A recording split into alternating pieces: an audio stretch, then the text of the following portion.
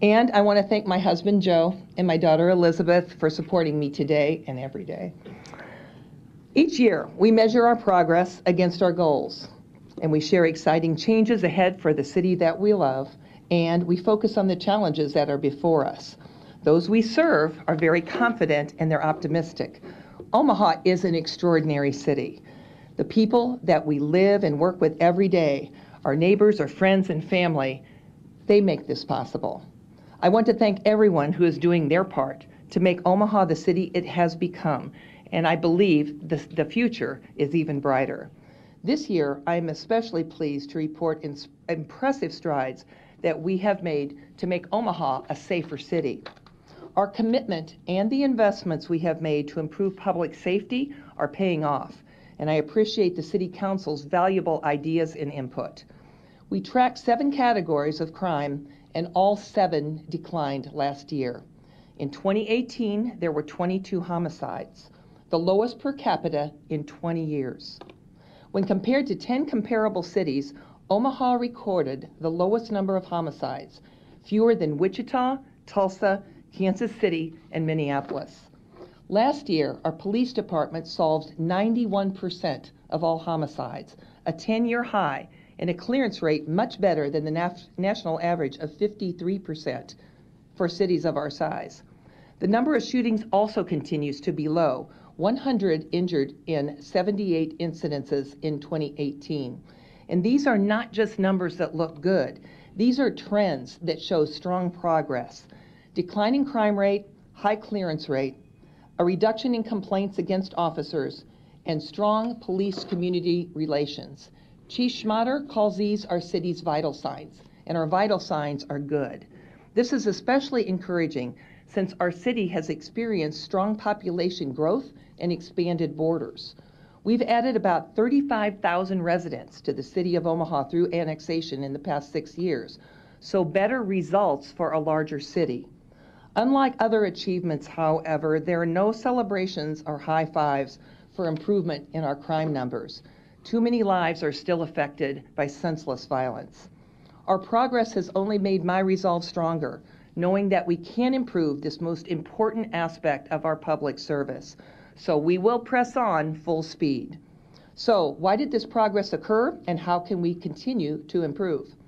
We have sharpened this focus and created strategies that bring us where we are here today. We have increased the number of police officers from 804 to 902. This summer, we will open the new 5th Police Precinct in Elkhorn. The Traffic Division, the Bomb Squad, and the SWAT team will also be based here. Precinct boundaries will be redrawn, and a new class of recruits will complete their training to coincide with the grand opening of the 5th Police Precinct. The new precinct and the increasing number of our police officers is part of our strategic plan to provide the necessary resources for excellent police services throughout the city. The level of public engagement by our police department has led us to a high level of community cooperation and support. This public trust encourages citizens and organizations to assist with our crime prevention and our enforcement efforts, and they are as responsible for our progress as anything. Public safety starts with every Omaha police officer. The officers assigned to our uniform patrol are on the front line. Their daily work supports our public safety goals, and we can attribute our declining crime rate to their commitment and to their professionalism. Uniform patrol officers who work in each of our precincts are here to represent the hundreds of officers who are patrolling your neighborhood today, answering your calls to 911 and attending your neighborhood meetings.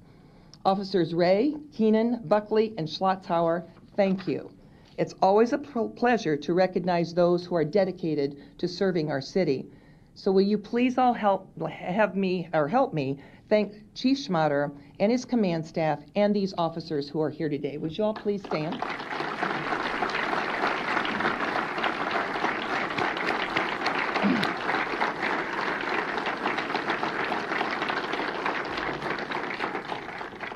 We are a safer city because of this result-oriented police department that we have in Omaha.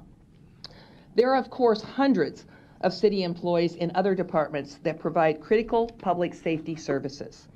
Since February 4th, our street maintenance staff has worked 24/7 to keep our streets open and safe. It takes a team to keep the city open during severe winter weather. The street maintenance staff is represented here today by employees who have been plowing snow and patching potholes all winter, and their supervisor, street maintenance engineer Austin Rouser. Could you all please stand? There they are.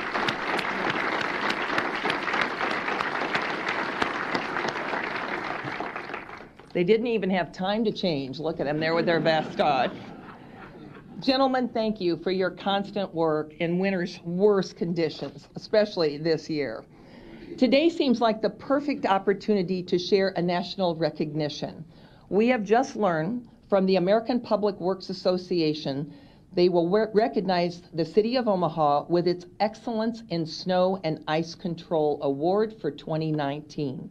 The award is given to recognize best practices in snow and ice removal while minimizing environmental impacts. Congratulations to this hardworking team.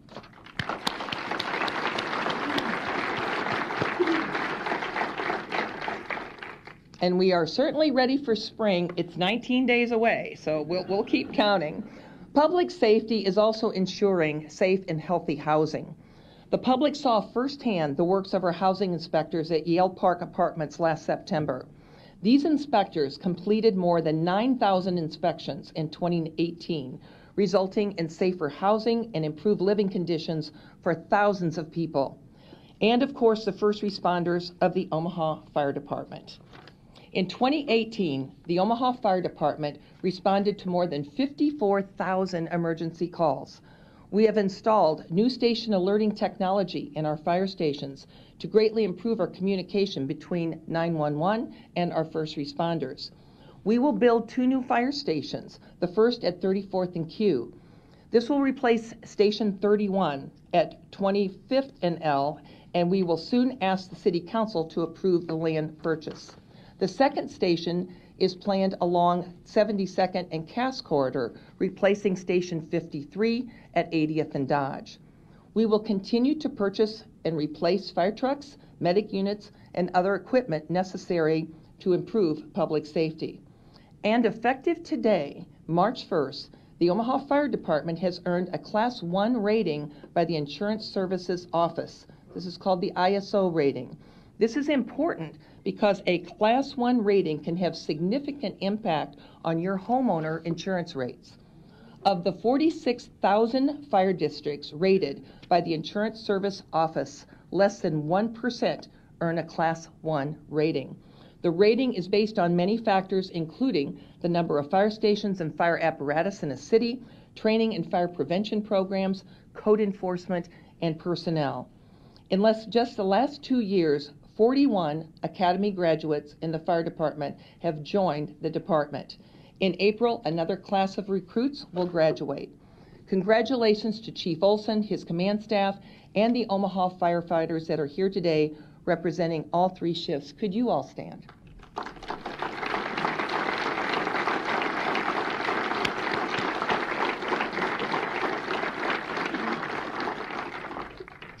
Thank you. The firefighters, the housing inspectors, and street maintenance staff all provide services that ensure your safety every day with every emergency. Another area of great importance is our Omaha economy. This includes strong wage growth, low unemployment, very encouraging business expansion, and new developments. Great American cities have great and thriving downtowns. Cities that are struggling have downtowns that are cut off from the newer parts of the city, and that leads to economic stagnation and decline. Downtown Omaha is in the midst of one of the most significant growth periods on record. So many important milestones have led us to today, beginning with the Jean Leahy Mall in the mid-1970s. When I visited Omaha for the first time 27 years ago, there was no CHI Health Center Arena. There was no TD Ameritrade Park or Kiewit University. There was no First National Tower, String of Pearls along Abbott Drive, or the Bob Carey Pedestrian Bridge. There was no Heartland of America Park, or Holland Performing Arts Center, or Gavilan, or Gallup Campus. Every one of these developments has impacted the growth of downtown Omaha in the past 27 years. Yesterday, we broke ground on a $300 million project for revitalizing our riverfront. Important for the taxpayers, about 80% of this cost is funded by private donors. That money has already been committed by our generous philanthropic community. We are thankful to the Downtown Riverfront Trust and all of its donors, led by Moens Bai and Ken Stenson. This type of partnership just doesn't happen in any other city. Ken and Moens are here today, and I want to thank you both for your leadership.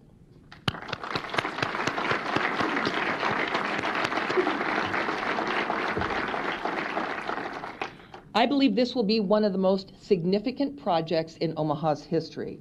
It reflects the generosity of our donors, the beauty of our riverfront, and our faith in the future. This project will be Omaha's new signature, and I can't wait to enjoy it with my grandchildren. But that's not all that's happening, far from it.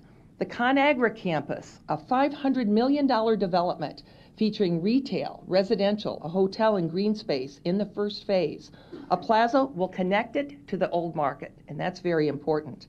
The Highlander 75 North in North Omaha, an exciting project that has created affordable housing, commercial space, and a community center to an area of our city that needs quality investment. We are excited about the opportunity to receive a $25 million federal grant. Omaha is one of 4 finalists being considered to receive the Choice Neighborhood Funds. If selected, this grant would fund the North 30th Street Transformation Plan. With the work already underway at the Highlander and the neighboring Prospect Village, the stage is set for the transformation of North 30th Street. The Millwork Commons project in North Downtown will transform an old industrial area into a commercial space with a local company, Flywheel, as the first tenant. This $300 million project is a great example of how we can have both growth and preservation and how it will benefit our city. The Kiewit Global Campus is part of the Builders District in North Downtown, and it will be home for up to 650 Kiewit employees. The Capital District, this downtown project is already open for business with a new Marriott Hotel and an entertainment district. Each of these projects realizes our goals to make downtown Omaha the economic engine of the region, to offer a great quality of life, unique civic and cultural resources, and open public spaces.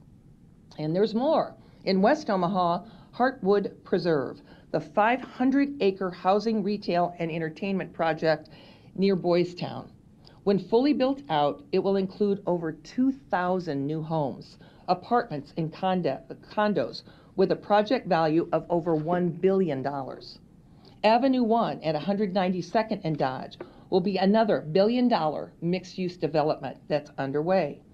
Exarban Village, now home to HDR, and the Blackstone District continues to grow and attract new residents, businesses, and customers.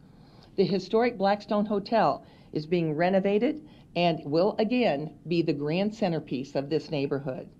LinkedIn has committed to a new location at Sterling Ridge in West Omaha. Within 3 years, LinkedIn may double its current payroll in Omaha. And we are actively working with interested developers on the Civic Auditorium site and at Crossroads, so stay tuned. Another important measure of growth is the number of building permits that we issue each year. In 2018, we have issued more than 14,000 building permits for a total valuation of over $800 million. That brings the total to 93,000 building permits valued at $4.6 billion since I have become mayor. Our neighboring cities are also doing well, and that's important for us in the greater metro area. This includes amazing new technology and community-driven projects in Sarpy County and in the River's Edge campus in Council Bluffs. These projects all spur even more development, grow our economy, create jobs, and generate recreation and event opportunities. Just imagine the impressive riverfront project and all the development underway and how it will change Omaha as we see it today. new energy, new life, new opportunities, new work, and new entertainment and leisure activities. It's all pretty exciting, isn't it? I love reading city ranking reports, too, to see what others think of Omaha.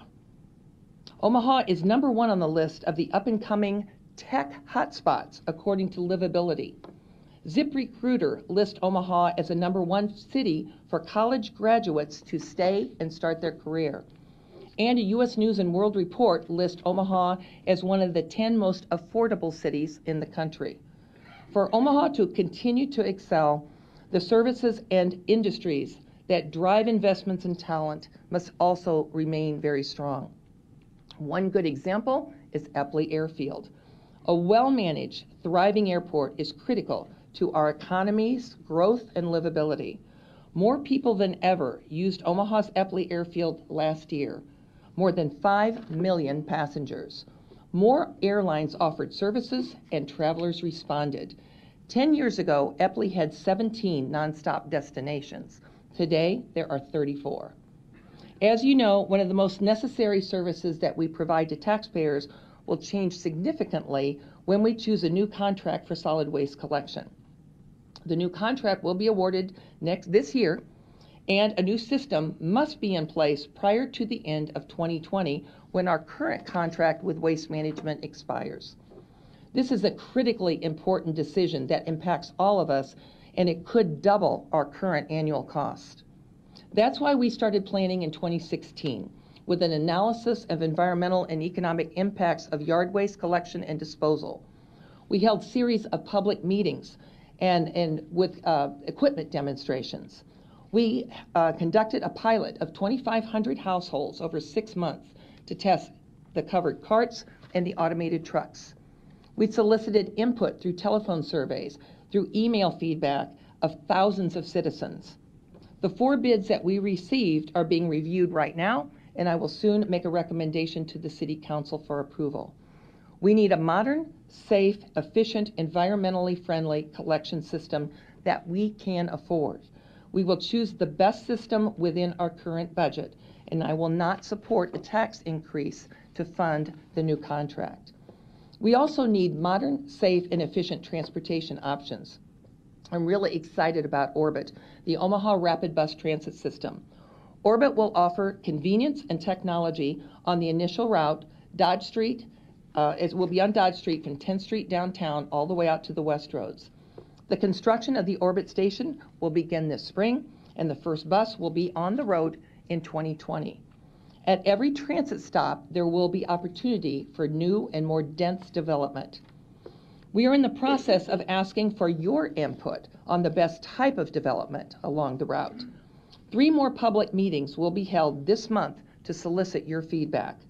Orbit is just one piece of the future transit needs of our city. Omaha is one of 11 cities selected to participate in the Smart Cities initiative. The goal of Smart Cities is to use technology to improve city services, and our focus is on transportation. A steering committee chaired by myself and Derek Leathers, who is the CEO of Werner Enterprises, chair this committee. And we are working right now on 3 initiatives. The first is a smart district in Omaha to test new technology. The second is a series of pilot projects, and the third is a unified regional transportation plan. Expect an announcement in the next few months. A reliable transportation system starts with maintaining our infrastructure. This year, we will continue our aggressive street resurfacing program. We have 69 projects in the 2019 schedule. In addition to that, the City Council has adopted our capital improvement program, which will provide over $320 million for transportation projects over the next 6 years. Road repair and resurfacing will remain a priority. Since I have been mayor, we have already resurfaced 640 lane miles of road at a cost of $58 million. An important service we provide to the taxpayers is the mayor's hotline for citizens' opinions and complaints. Last year, we resolved 39,000 requests, ranged from potholes to trash collection and just about everything else. 6 weeks ago, we launched a new hotline communication tool, and we call it omahahotline.com. And users can easily report their concerns, and they can also track the status. Already, more than 1,400 reports have been received on this new website. We are now working on a new app also. It's not out yet, but we are working on it, and I think it's going to be pretty great. And that app will put more city services at the fingertips of residents and visitors. We want your interactions with the City of Omaha to be always positive. We are in the customer service business, and these hotline tools will offer good, responsive customer service. Of course, we have our challenges. We are currently working on steps to improve safety of rental housing. Last fall, we took an unprecedented action against the owner of Yale Park Apartments for unsafe and substandard housing. The conditions were horrendous, conditions no one should live in. We relocated the refugee families the same day, which was a very complicated task. I want to thank all of our partners who helped these families during this very uncertain time, especially the city staff at Adams Park and Columbus Park Community Centers. Arenthian Everett and Pam Perry are the center managers.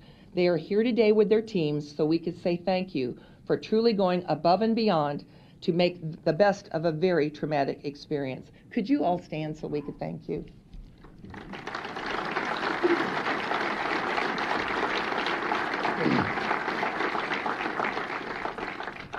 You are two hardworking people, but we have to make sure that nothing like that ever happens again.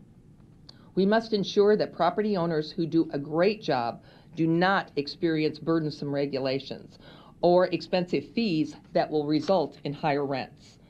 I will work with the City Council to pass an ordinance that focuses our attention on the non-compliant landlords and not punish those who manage their property. There has been a great deal of attention lately on public pensions plans. While we have made progress, significant progress, to improve our outlook on our pension plans our employees and our retirees rely on, more has to be done. We cannot let the pension financial liabilities that have built up over decades diminish the quality of retirement plans we give our employees, and we cannot expect the taxpayers alone to take on all of these costs. Regarding property taxes, we must continue to control cost, make only wise investments, and reduce the tax rate when we are able to do so. I'm proud that we have lowered the tax rate twice in the last 5 years. The City of Omaha's portion of your property tax bill is just 21%. We share that responsibility along with other units of local government and schools to help reduce the property taxes. This is especially true with property values increasing as they are right now. I'm pleased that the Nebraska unicameral will consider major property tax relief legislation. The state has the policy authority and the financial resources to enact major structural changes in how we fund local government, but local control and flexibility must be preserved. I would like to thank the City Council for your ideas and your hard work. I believe we run local government as it is meant to be run. Full transparency, shared goals, and a cooperative approach. We work towards what's best for the taxpayers, and when we don't see issues the same, we're able to work out our differences with respect. Together, based on feedback from our citizens, we have changed the fireworks ordinance and developed a new cost-sharing policy for unimproved streets. We have increased our investment in workforce development, increased recruiting in South Omaha for our successful Step Up Jobs program, and with our partner, the Salvation Army, we have started our new Way to Work program that is providing jobs for persons that are homeless. I also want to recognize the hundreds of citizen volunteers who serve on city boards and commissions and advisory groups. Some are required by state law, some by city charter, some by ordinance, and some by the mayor's executive order. The advisory groups that I have created provide input in many areas: active living, millennials, LGBTQ+, and Native American communities, and military service. Later this month, I will receive recommendations from our Vision Zero task force. Vision Zero is a common sense goal we should strive for to reduce traffic deaths. The Millennial Advisory is now recruiting volunteers to serve on cities, boards, and commissions, and add a young professional's point of view. The LGBTQ plus advisory is studying models for a community resource center. Thanks to all of you for your ideas and your enthusiasm. It is an honor to serve as mayor and to work every day to help our citizens and our city reach its full potential. There are so many positive things happening in our city right now, and I truly believe our future is very bright. Thanks to everyone who shares the responsibility to impact our city and make it better. You all are making a difference. The unique cooperative spirit that is found in Omaha is taking us to new places. And thank you all. And I invite you up to my office for refreshments. Thank you for being here.